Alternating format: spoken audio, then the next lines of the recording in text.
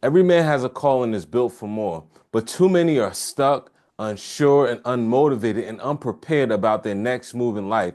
Today we have Will is Blessed. He's going to break down how to step into your assignment, how to overcome those battles that's holding you back, and how to build a legacy that lasts. So if you're ready to move with purpose, stay tapped into this episode.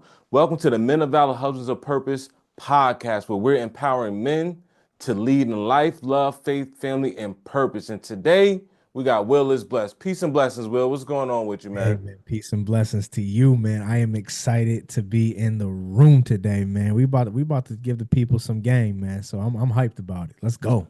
I'm hyped too. So check this out. One thing that you said if you're not leading in your assignment, you cannot lead in any area of your life, right? Mm. What is that? What does that mean to you? Let's start with that. Talk about that.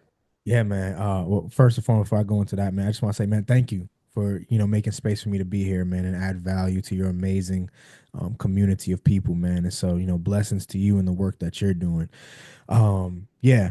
So, outside of that, man, I think really a lot of times it's kind of like that saying, "Don't be a public success and a private failure." I think so many times individuals are so focused on the status. They're focusing on what they look like outside of the home rather than focusing on what it looks like inside the home.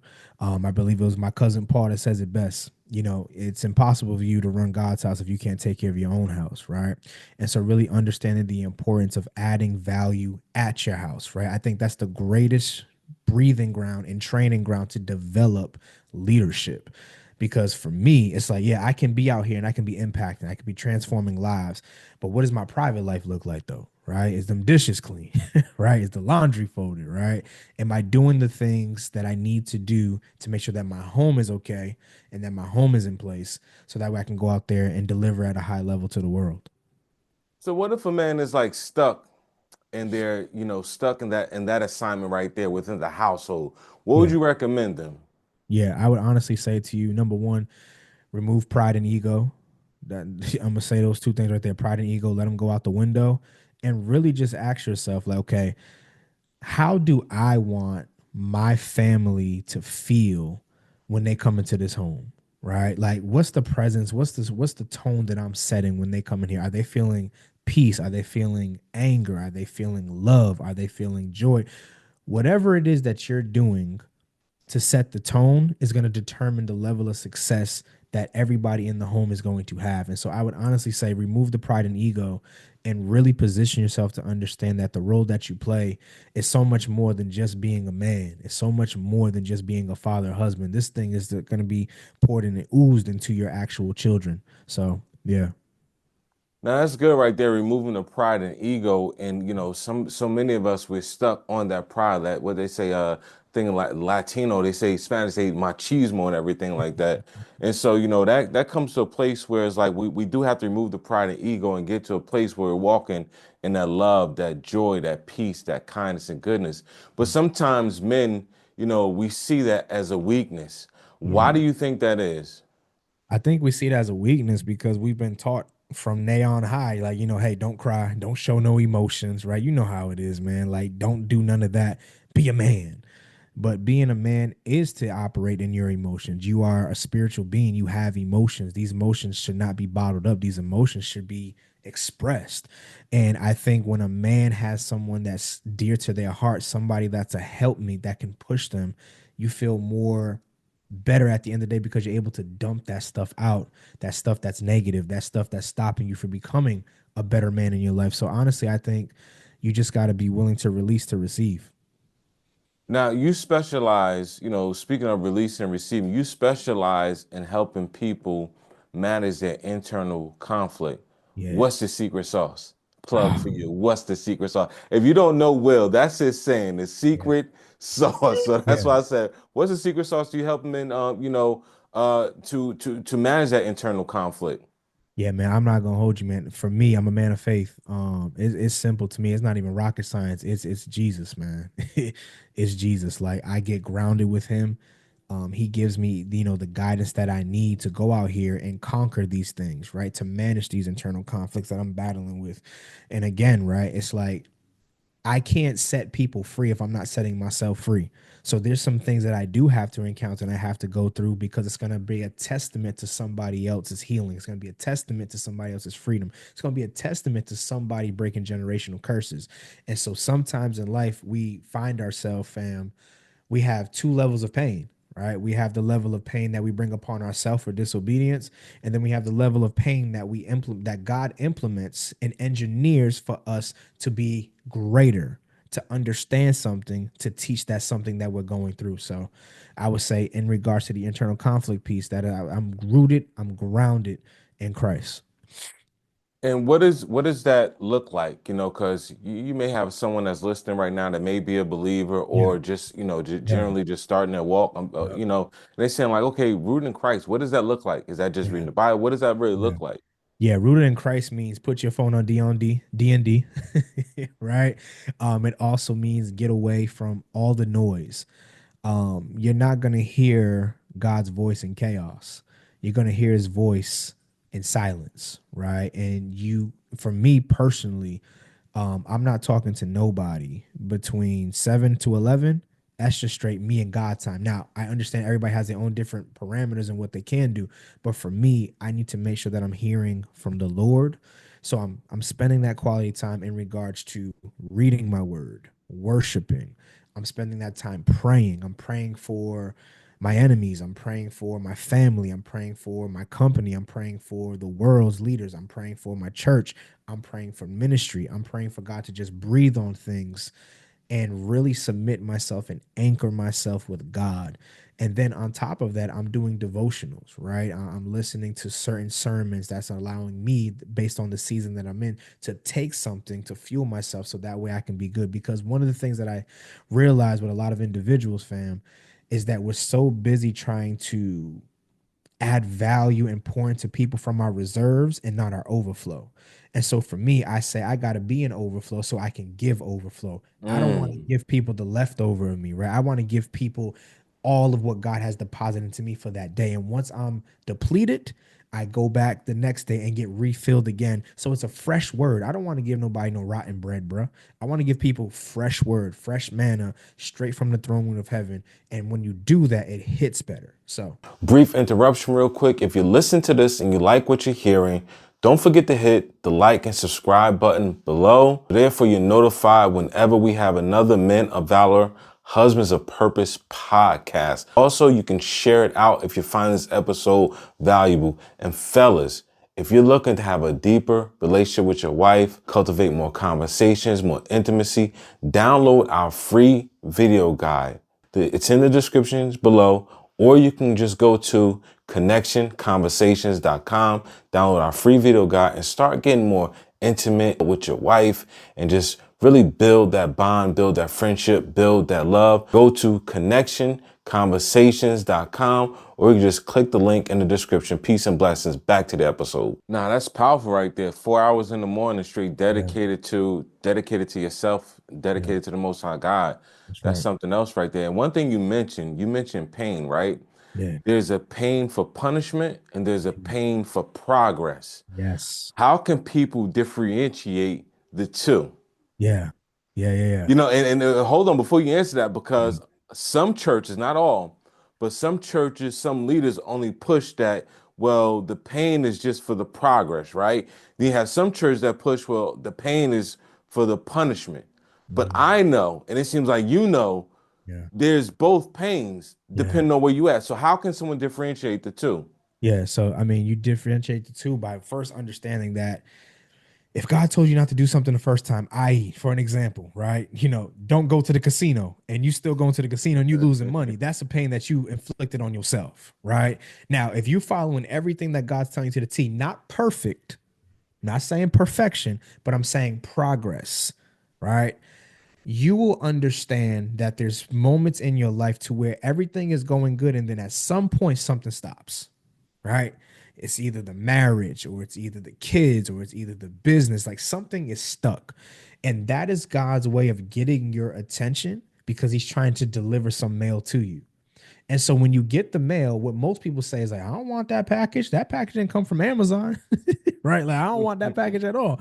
But you have to understand that the package that God is sending you it's never going to look like how you want it to be. It's going to look like how God wants it to be because God sees your past, your present, and your future. And so when you understand that the pain that you inflict on yourselves because of disobedience is because he told you not to do something before you keep doing it. When you talk about pain to progress, that is the pain to where you're doing everything in your power and you see like something is at a standstill, almost to the verge to where you want to give up and quit. You're like, God, I'm doing everything. I'm obeying you. I'm reading your word. I'm fasting. I'm loving my wife. I'm loving my children. What is going on? And it seems like God is silent. But let me say this to you, even in God's silence, he's still answering you. I'm going to say it again. Even in God's silence, he's still answering you because the greatest response is no response from God because he already knows what you need to do. And and sometimes that's the hardest part as well. Like when Yeah. when you have that no response. And Yeah. that's where that faith comes in Come because like on. you have that no response and you're at a standstill where it's like, Yeah. I really have to depend on him because I'm at Mhm. a standstill in life. So I gotta pray more, Yep. fast more, Yep. and do more so I can hear his voice and what way I want to go. Mm. And some people get stuck in that situation because, it's it's life. Life will get you stuck sometimes when you're Facts. not hearing from him. That's right. Yeah. No, that's good. I love that. Has there been a season in your life where you were just stuck at a particular place where it's like, you know what, God, I need you. I'm doing everything and I'm not moving. Man, actually, man, I would say 4 years ago, my divorce, bro. I was on the couch, um, contemplating committing suicide after the woman that says she wants to be with me for the rest of her life ends up saying, I don't want to be with you no more and I don't want to work it out. Mm. For me, I'm sitting on that couch and I'm like, Lord, like, this is crazy. Like you've led me this far. Like you had me relocate from Rhode Island all the way to Washington State for this. I'm like, Lord, like this is crazy, man. Like, and I found myself so frustrated with God to where I didn't even want to talk to God no more, dog. Like I didn't want nothing to do with God. I didn't care about God. And I remember God's like, call Corey. And I remember I called Corey and I told him about the situation. He's a close friend of mine. And I said to him, I said, man, like this is crazy. Like I'm about to get a divorce. He said, question, Will, outside of the divorce, when was the last time you cried? I had to sit and pause. I'm like, I don't know. He said, when you cry, call me back. I was like, okay. What no And what was that? When you yeah, cry, call me back. yeah. So pretty much he was trying to get me to get my emotions out because they were so bottled in. He was like, yo, I need you to release that hate, release that envy against her because it's not going to do nothing for you. And you have to understand that this divorce is not final. It's not failure is not an event, right? Failure is not something that's permanent, right? It's just an event of life. It's something that happens to you, right? And so from there, man, I just ended up, man, I pumped out so much content, bro. I was literally every single day pumping out content, posting on social media. The world would never know that I was every single day I was posting content. I was on the verge of killing myself. Mm. And so I'm like, yo, like at the end of the day, like God saved me because he allowed me to operate in my gift to give pain, even though I was going through pain. So he allowed my pain to be able to be somebody else's progress, to be somebody else's freedom. And so for me, man, honestly, that was a moment in my life where I'm like, yo, like I don't want nothing to do with God. I don't care about God. Like, but as I look back over it now I have a bunch of other men that's just like, yo, well, I heard you went through a divorce. How did you get through it? And that's what it's about, like leveraging the pain, pulling from the pain and being able to coach somebody or cultivate somebody or propel somebody and say, this is what I've done. This is how I navigated through it. And I'm not saying it's going to be easy for you, but I promise you, with God, all things are possible. So, And during that season, like you were mad at God, yeah. outside of pushing content, how Yeah. did you make it through that? Yeah. So one of the ways that I made it through is I got around believers in that moment. So my people were just pulling me to church, in the fellowship. And then from there, I seen each week that I kept going, I was able to decrease in anger, decrease in envy.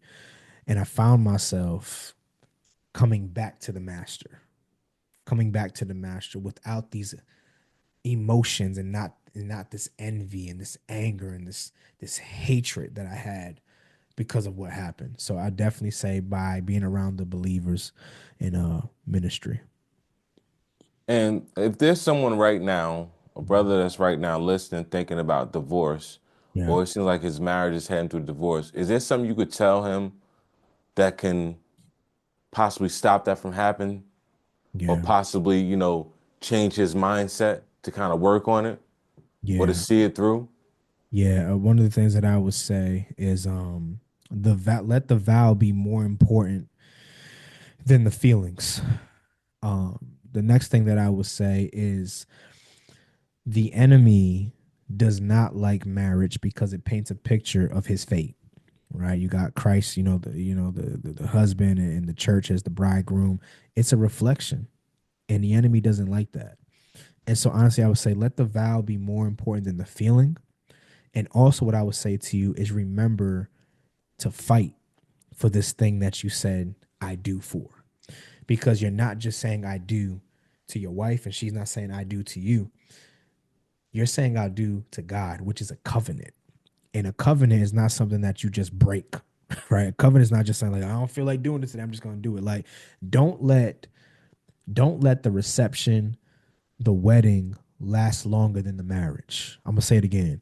Don't allow the reception, the party, and the wedding to last longer than the marriage. But better yet, say to yourself, how can we go 5 years? How can we go 10 years? And I promise you, depending on God, being anchored by God, and remembering what you said at that altar, not just in front of the eyewitnesses, but also in front of God Almighty. So yeah, let the vow be more important and more valuable than the feelings, because feelings come and go, but the principle is gonna stay the same. Yeah, and that vow is forever. I forgot what scripture it is, but it says like when you make a vow to someone, you're making that vow unto the Lord. And Yeah, back then, during that time, if you broke a vow, it was the punishment could be death. death all day. Can be death. So definitely want to honor those vows, but Yeah, honor the Most High God, and honor your spouse and try to work it out. And so many people spend so much money on the wedding day, but facts. after that they won't spend money or invest money to maybe hire a counselor, hire a coach to actually get that help or assistance that they need to continue to moving forward. Yeah, no, that's good. Yeah, Now, one thing you said, you called Tony, right? So Tony Corey, would you say? called Corey. Corey. So one thing you said was you called Corey. Yep. That shows me you know the importance of a brotherhood, of Yeah. mentorship, of getting help. Mhm. Let's Yeah. speak on that right there. Yeah, man. Especially, man, I think a lot of times, there's a passage by my cousin Solomon. He says, there is multiple victories in wise counsel, right? And I think for many of us, the pride and ego. It's like, yo, I don't want nobody knowing my situation. I want nobody knowing what I'm going through. But iron sharpens iron, so does one friend sharpen another. And I think for us, we have to stop hanging around dull people, hang around plastic. Like we got to get around brothers who we can able to share our sins, our failures with one another. Like I got my brother Marlon. Like I hit my brother Marlon, and be like, yo, this week was rough, bro. This week was rough, bro. Like I'm talking about like the enemy was trying to hit me with lust heavy. And Mm. now I'm being able to share that with him. Or, my other friend Xavier, I can be like, yo, Xavier, I'm not gonna hold you, man. Like mentally, man, I did not feel good this week, man. Like the past 2 weeks, I was at a 10, but this week I was only got a 4, dog. Like I didn't feel like doing anything, bro. And so when you have these people, it allows you to have somebody who can hold you accountable, that somebody that can say, "Hey, how are you feeling? Hey, did you accomplish this? Hey, let's fight this lust together. Hey, let's fight this mental fatigue together. Hey, I got people I connect with spiritual warfare. Hey, this is spiritual warfare. Let's get connected. Let's navigate through spiritual warfare together. Again, you can't win battles just by yourself, man. Some battles, yes, you're gonna have to fight alone, but there's some battles that you need with your brothers. And that brotherhood is something that cannot be broken, especially when you're with people that really understand your heart. And that's one of the things that I think people need to really study Jesus Christ, because with Jesus, he had a circle, but he had an inner circle. right? And so a lot of the times when Jesus was about to do great things, he took Peter, James, and John with him, right? And I'm assuming these are the individuals who had the highest level of faith, or these were the individuals who Christ understood that can comprehend what it is that he was doing. And so it's very important to make sure that you have people that can really see the real you, not the social media you, not the TikTok, Facebook, Instagram, like that real you. When you strip all the accolades away, when you strip all the money away, like see you as who you are. Yeah. I think that's really hard for a lot of men, Yeah. especially like as you older, if you didn't grow up with someone Yeah. and then you older, it's hard for someone to actually show who they really are, Yeah. as far as like not saying people being fake, Yeah. but who they hard for people to show what they're really going through on the Yeah. inside. Not who they really are, but who they, what they're going through on the inside. Yeah. Because when my oldest son passed, January 12th, 2023, I Mm. mean, for the outside world, everything looked good because I Yeah. was still, doing some videos and everything and, still showing up to church and I was Mr. Preaching lessons and everything like that. But, on the inside, I was completely destroyed, Wow. and I'm still that's an ongoing healing process. That's So right. it's like, but I didn't have no one to go to but a couple select few, Yeah. you know. So how does someone get through that? Like not just the lawful alone, but how does someone like step outside themselves? Like I want to open up to this person. Yeah. I can speak for me, man. Honestly, um, you gotta be with somebody that you can trust, right? Somebody that you've built a relationship with. Like with Xavier, man, when I went through the divorce, he was actually the first person that I cried shoulders on. I didn't even know him like that. But I just like the Lord was just like, yo, tell him that you're going through a divorce. I'm like, I ain't telling this fool that. No. Like this is my first time here. I ain't telling him, I ain't talking about no divorce. And God was like, tell him that you're going through a divorce. I said, Lord, I'm not doing that. He said, William, it's the last time I'm telling you. Tell him. And as soon as he said, tell, I said, yeah, bro, I'm going through a divorce right now. And immediately Xavier said, yo, man, it's crazy, man. I just went through my divorce 5 years ago. Mm, Boom. See the that ego and connection. pride. You see what I'm saying? So I dropped it. I'm like, yo, and now, but I'm in the park, fam, crying on a dude that I did my first time meeting him in a park, crying on Hold his on, shoulder. yeah, just met him? Just met him for the first time, dog. And I'm bro, and nothing but God orchestrates things, bro. I'm just like we talking about we're going out for breakfast and eat. He wanted to meet me, all this stuff. We in the park, man. I cry right on his shoulders, boogers coming out, snots, tears, and he like, bro, God got you, man. Everything gonna work out the way it is. So honestly, you have to have somebody who you can trust. You have to build some type of connection, right? And most importantly, man, it just really goes back to that pride and ego. Like you have to drop that and you just got to open your mouth. And you can't heal what you hide, man. And a lot of us are damaging ourselves because it's like, yeah, I'm just gonna keep it aside. But I'm telling you, like, when you release that joint, oh, it take you to a whole nother level, man. So honestly, I would say, the trust, drop the ego, drop the pride, and really just understand the importance that, yo, I can't heal what I don't talk about.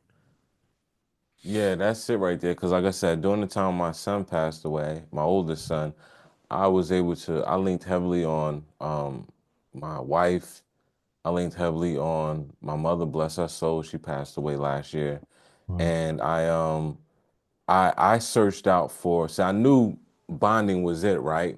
Yeah. But I searched out for a community on Facebook. Like it got to be some other men around here lost because I didn't know people personally that was going through what I was going through. I had my couple cousins, like two cousins that I would talk to and vent to, but they didn't really they Mhm. gave me the word, but they Yeah. couldn't really relate. Like Corey for you, like someone can say, "Yeah, do this," but Corey relate to you that much because he actually Yeah. been through it. Right. So if there's a brother that's listening right now, and you're going through something, find a community of people or find one or two people that you can actually get with, that you can, lean your head on, cry, vent, and Yeah. and at the end of it, that person is going to encourage you and keep what you said with them. Yeah.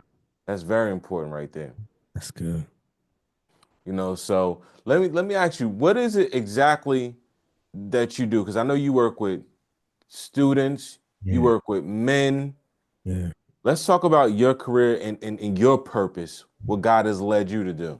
Yeah, man. So God has just really graced me with the anointing, man, to really help in the education sector, help educators, students, leaders to manage internal conflict and increase performance, professionally and academically.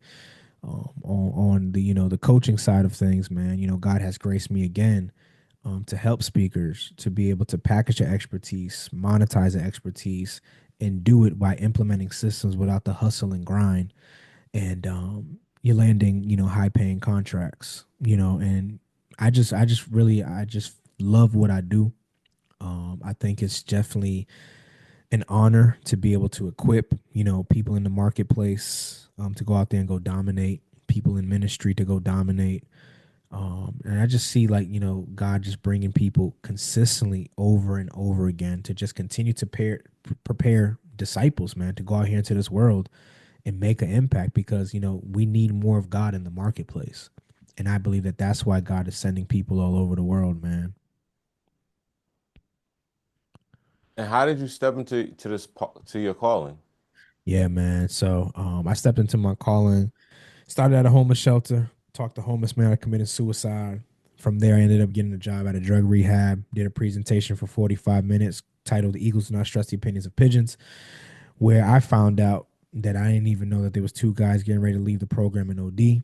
At the end of the message, the counselor came up to me, said, "Will, these two guys are about to leave the program because of your message. Whatever you said in there, they want to continue to pursue their actual program and get clean and stay clean. And to this day, they're still clean."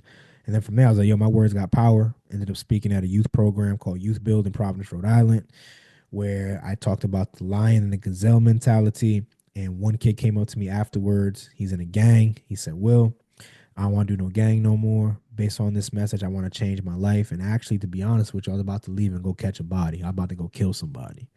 And so from there, God just really just breathed on the ministry at the embryonic stage. You know what I'm saying? Like just when it was just being birthed, and he continued to breathe on it and breathe on it. So 8 people became 20, and 20 people became 100. 100 became 3,000, 4,000. I'm speaking in front of all these people.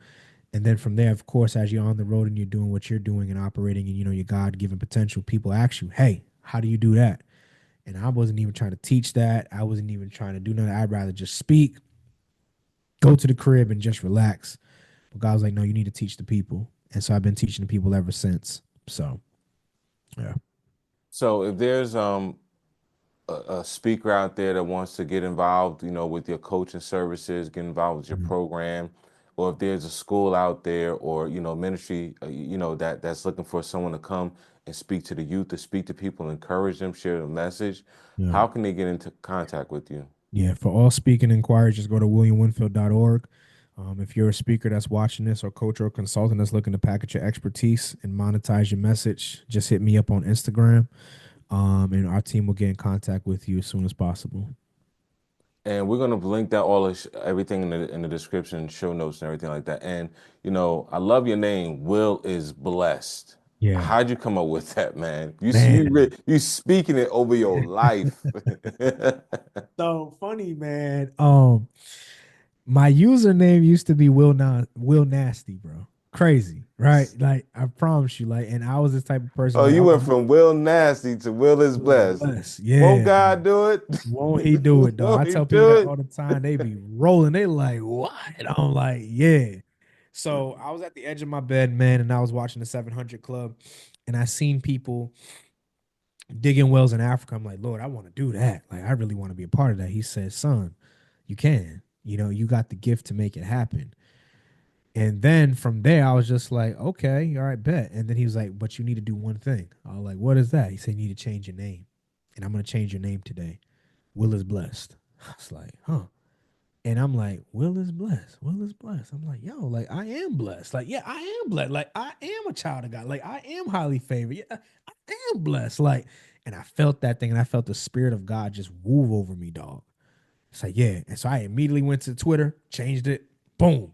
Went to Instagram, changed it, boom.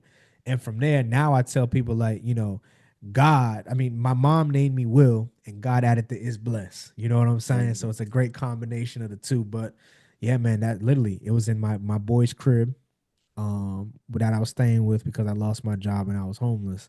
And he let me stay there for 6 months free. And that's where I developed that name. So you were homeless. Tell us, how did that happen? How did Yeah. that how did you go from how did that transition to you being homeless to where you're at right now? This is, you sound like you got a powerful testimony. Yeah. So um a couple what I want to say like 2012. Yeah, 2012. I got a job at a recycling company, worked there for 3 years. Ended up going into work. My manager came on the forklift, said, Will, Phil needs to go. I mean, if you need to go talk to Phil.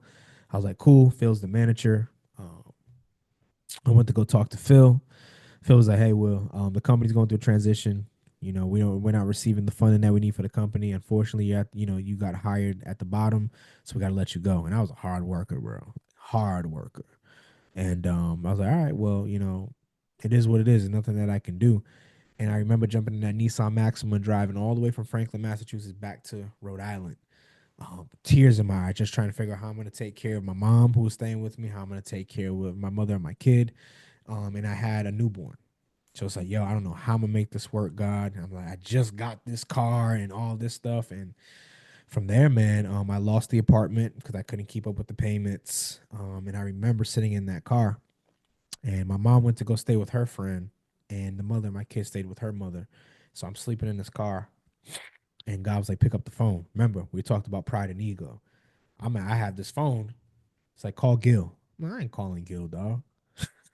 I'm not telling him anything. Like, I'm gonna sit in this car and I'm gonna continue to freeze and I'll be good. He's like, call Phil. I mean, call Gil.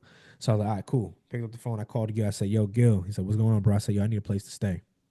I'm sleeping in my car right now. I don't have nowhere to go. He said, all right, cool. Let me ask my mom, see what's up. Asked his mom. His mom's like, yes. He ended up letting me stay there 6 months rent free.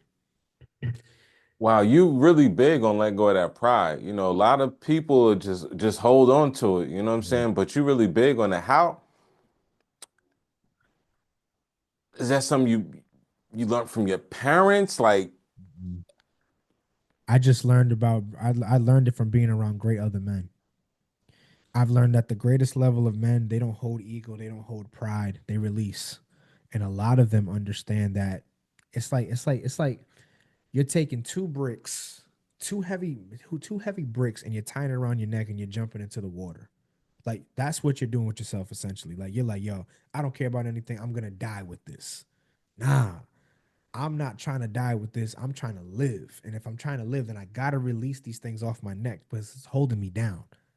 I need to be free. I need to operate at my highest level. And the only way to do that is to just submit to God and drop it and leave it at his feet. You know what I'm saying? Like Peter says it best, like, yo, cast your cares upon God for he cares. You know what I'm saying? So I'm constantly doing that and dropping that. And it's not easy, right? Sometimes it still try to creep up. Sometimes it still tries to seep through. But I understand how much damage it can do to me, especially where God is taking me in these seasons of my life. yeah, so I mean, if it's a man listening right now, man, that's powerful right there because we hold on to pride, we hold on to ego, Yeah. and a lot of us we're stuck in our current position because we don't let that go. We won't let no one know, okay, we're going through Yeah. something in our marriage. We won't let no one know, we're behind on the bills. We out of work and everything like that. And we just try to protect ourselves. And that's due to society. You gotta provide, you gotta provide, you gotta be strong, you gotta be strong. Yeah. Where it's like, no, it's okay for us to get a little weak and get that help. And Yeah. that's something that that's how I'm continuously learning that. One thing you mentioned was how many children do you have? I got three. What is the legacy Yeah. that you're leaving for them? I think the biggest legacy that I'm leaving for my kids is instilling them the commandments of God, man. Um, Everything in this life is vanity, dog. And for me, I want to make sure that my kids, when they get before the gates of God, that their name is documented in the Lamb Book of Life, and they're able to hear those things called "Well done, thy good and faithful servant." If my kids here depart from me, then I failed as a father on earth. Period. Um, so for me, I think the legacy, well, I don't think, I know the legacy that we're leaving behind is everlasting life. Period. And how do you find that balance of, teaching them about Christ, giving them the commandments and then running a successful business in your travels? Yeah, man. I really understand, like for me, it's about harmony, right? And just really making that time to just pour into them, right? It may be something as simple as just like listening to a Bible passage that I think would resonate with them. I tell them to read the book of Proverbs. You know what I'm saying? Like read the book of Proverbs, get that wisdom in you. But then also walking them through and like, yo, this is why you don't do this. This is why you don't do that, because this is the after effect of it. Right. And it's not to say that they're not going to make mistakes. They're going to make a lot of mistakes. But if I can let them know that there is a God that loves them, that cares for them, and wants the best for them, I'm doing my job. And so for me, man, it's just like really just making sure that one, it's in my calendar. If it ain't my calendar, I'll be all over the place, right? But making sure that it's documented and giving that undivided time to my babies to make sure that they understand who God is and understand the importance of the gospel and why it's important. Preach, Will. Yeah, Preach, Will, man. I love it. If you can leave a husband listening right now with one key takeaway, what would that be? yeah.